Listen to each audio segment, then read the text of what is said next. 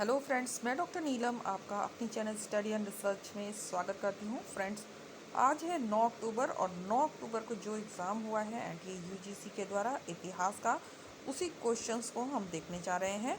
एक पार्ट में पहले ही दे चुकी हूँ और आगे के जो क्वेश्चन है वो हम सेकेंड पार्ट में स्टडी कर रहे हैं। और अगर आपने नहीं देखा है फर्स्ट पार्ट तो आप प्लेलिस्ट में जाके या आई बटन के माध्यम से इसे देख सकते हैं। तो चलिए देर न करते हुए अपने पेपर पे चलते हैं। इस तरह का वीडियो पसंद आता है तो लाइक शेयर सब्सक्राइब करें। सब्सक्राइब करने के बाद बेल आइकन की घंटी को जरूर प्रेस कर लें ताकि इस तरह का वीडियो जब भी अपलोड करूं उसका नोटिफिकेशन आपको आसानी से मिल सके। तो यहाँ पे आप देख सकते हैं ये सारे क्वेश्चन हम पिछले वीडियो में सॉल्व कर चुके हैं। तो हम नए क्वेश्चन को सॉल्व करते हैं। ये सभी हम देख चुके हैं। तो शायद हमने 13 तक सॉल्व किया था। 13 के आगे हमें सॉल्व करना था। एक बार मैं स्क्रॉल करके आपको दिखा देती हूँ। यहाँ तक हमने सॉल्व कर लिया है।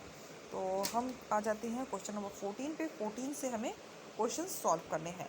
तो यहाँ दे रहा है, एक स्टेटमेंट दी गई थी, संयुक्त बंगाल एक शक्ति है, विभाजित बंगाल कई रास्तों पर चलेगा। तो ऐसा स्टेटमेंट देने वाले कौन थे? तो ये थे हर्बर्ट रिसले। नेक्स्ट क्वेश्चन देखते हैं। चोल वंश क्रम में लगाएं। चोल वंश को काल क्रम में व्यवस्थित करना था। तो सबसे पहले आ जाएंगे राजराज प्रथम, फिर आ जाएंगे राजेंद्र प्रथम, इसके बाद आ जाएंगे राजाधिराज प्रथम और सबसे लास्ट में कोलोत्तुंग। प्रिंटिंग मिस्टेक की वजह से थोड़ा सा राइटिंग में गड़बड़ हुआ है, लेकिन आप प्रोनाउंसिएशन पे ध्यान दीजिए। तो यहाँ पे आ जाते हैं। यहाँ पर नया एक क्वेश्चन आ गया है। क्वेश्चन नंबर 16 पे नवपाषाण काल की विशेषता पूछी गई थी। तो इसमें यहाँ पे भी एक प्रिंटिंग मिस्टेक दिख रही है। तो यहाँ पे प्रस्तर पॉलिशदार औजार की बात की गई थी और गेहूँ और जौ के यहाँ से साक्ष्य मिले थे। ये इसकी नवपाषाण काल की विशेषता थी। तो इसको आप करेक्ट कर लें। यहाँ पे हो जाएगा पॉलिशदार औजार। Question number 17। और फ्रेंड्स, आपको बता दूं कि ये काफ़ी क्वेश्चन पुराने ओल्ड जो पेपर मैंने सॉल्व कराए हैं उससे काफ़ी मैचिंग है, जिसका एनालिटिकल मैं वीडियो लाऊंगी जल्द ही। सबसे पहले जो क्वेश्चन आए हैं उसे हम सॉल्व कर लेते हैं। जितने पॉसिबल है उतने हम सॉल्व कर लेंगे। उसके बाद हम इसका कंपेयर करेंगे, ओल्ड पेपर के कंपेयर में देखेंगे। तो चलिए क्वेश्चन नंबर 17 देख लेते हैं। एक संगीत पर आधारित पुस्तक का नाम भी पूछा गया था, लेकिन पुस्तक का नाम मुझे नहीं मिल सका है अभी, तो ये ब्लैंक रहने देते हैं। नेक्स्ट क्वेश्चन पे आ जाते हैं। तो काफ़ी सार्वजनिक सभा, जो सभाओं के बारे में क्वेश्चन बने थे, तो सभी को मैंने कलेक्ट करके एक ही क्वेश्चन में 18 पर डाल दिया है। पूना सार्वजनिक सभा जो कि 1867 में हुआ, इंडियन एसोसिएशन 1876 में, मद्रास महाजन सभा जो कि 1884 में, और British Indian Association 1851, Asiatic Society of Bengal William Jones के द्वारा 1784 में। तो ये हमने सॉल्व भी किया था। अगर आप पिछले पेपर उठाकर देखेंगे तो आपको कई जगह ये क्वेश्चन मिल जाएंगे, जैसे कि मद्रास महाजन सभा और पूना सार्वजनिक सभा, इंडियन एसोसिएशन भी और ब्रिटिश एसोसिएशन भी, और एशियाटिक बंगाल सोसाइटी, यानी सभी के सभी रिपीटेड क्वेश्चन है। और इसका जो रिपीट हुआ है किस पेपर से कहाँ से हुआ है वो मैं जल्द आपको प्रोवाइड करूँगी। तो चलिए आ जाते हैं। दीवाने को ही, ये एक सुमेलित करने का प्रश्न आया था, और भी ऑप्शन थे लेकिन मुझे केवल एक ही मिल पाया है।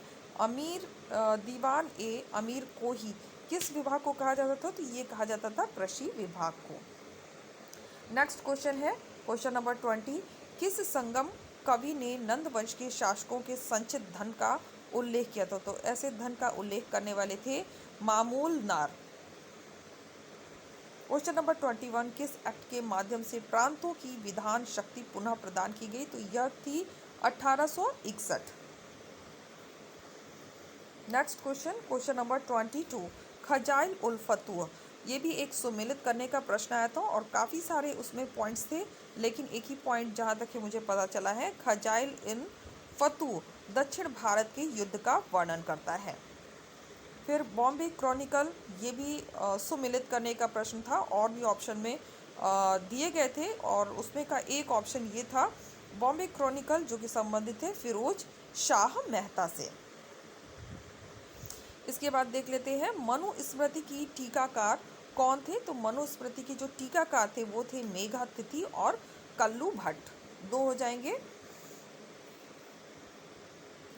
नेक्स्ट क्वेश्चन पे आते हैं, क्वेश्चन नंबर 25।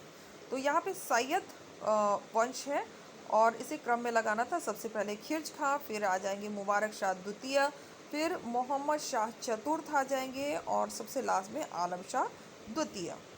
तो इसे क्रम में व्यवस्थित करने का प्रश्न आया था। फिर आ जाते हैं बंगाल विभाजन के विरोध से संबंधित कुछ प्रश्न थे, सही और गलत से संबंधित था, तो इसको छोड़ देते हैं, आगे जाते हैं।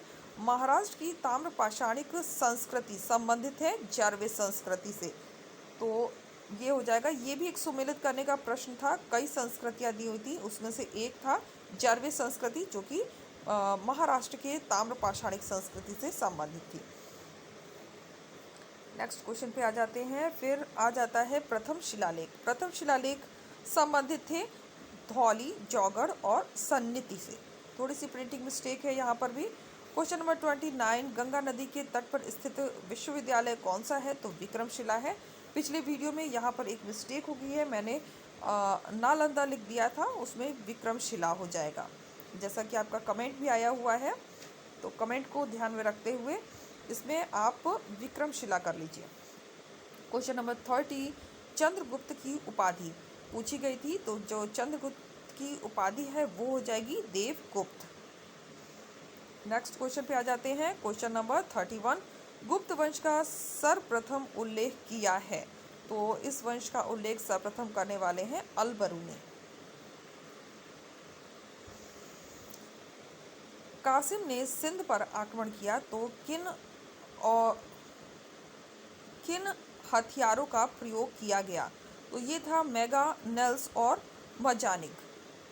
एग्जैक्ट प्रोनाउंसिएशन वर्ड यहाँ पे नहीं आ पा रहा है, लेकिन हथियारों से संबंधित प्रश्न यहाँ पे था। फिर क्वेश्चन नंबर 33 पर आ जाती हैं, सूफी संतों की जीवनी का वर्णन मिलता है अख्तियार और यार अख्तियार में। फिर क्वेश्चन नंबर 34, बुरनसी शब्द एक आया हुआ था जो कि संबंधित है इतिहास वृत्ति असम के राजवंश से। फिर आ जाते हैं क्वेश्चन नंबर 35, गंधर्व की उपाधि किसे प्रदान की गई? तो ये प्रदान की गई थी शाह शर्की को। शाह शर्की को प्रदान की गई थी। नेक्स्ट क्वेश्चन देख लेते हैं। क्वेश्चन नंबर 36, टकशाला के नाम डालने की प्रथा का प्रारंभ किसने किया था? तो ये प्रारंभ करने वाला था इल्तुतमिश। मांडू में स्थापित चिकित्सालय की स्थापना किसने की? तो ये की थी महमूद खलजी ने। राजद्रोह से संबंधित 124A को शामिल किया गया, किस एक्ट में शामिल किया गया? तो ये 1870 में। तहजीब अल अखलाक लिखी गई, तो ये लिखी गई है सर सैयद अहमद खां के द्वारा। इसके बाद आ जाता है इंडियन सोशलिस्ट, जिसकी ये है श्याम जी कृष्ण वर्मा का। फिर क्वेश्चन नंबर 41, भाषाई आधार पर प्रांत बनाने में नेहरू की हिचकिचाहट को किसका समर्थन प्राप्त हुआ? तो ये प्राप्त हुआ था पटेल और गोपालाचारी के द्वारा। तो यहाँ तक फ्रेंड्स क्वेश्चन सॉल्व हो गए, क्वेश्चन नंबर 41 तक। तो अगले वीडियो में मिलते हैं। अगर और भी क्वेश्चन मुझे मिलते हैं तो मैं आपको इसी तरह वीडियो के माध्यम से प्रोवाइड करूँगी। और ध्यान रखिए, मैंने जो ओल्ड पेपर आपको सॉल्व कराए हैं उससे कनेक्ट करके जल्द ही मैं एनालिटिकल वीडियो लाने वाली हूँ। तो उम्मीद है आपको वीडियो पसंद आया होगा और आपके काम का होगा। तो इस तरह का वीडियो पसंद आता है तो लाइक शेयर सब्सक्राइब करें। सब्सक्राइब करने के बाद बेल आइकन की घंटी को जरूर प्रेस कर लें, ताकि इस तरह का वीडियो जब भी अपलोड करूँ उसका नोटिफिकेशन आपको आसानी से मिल सके। Okay friends, take care and good night.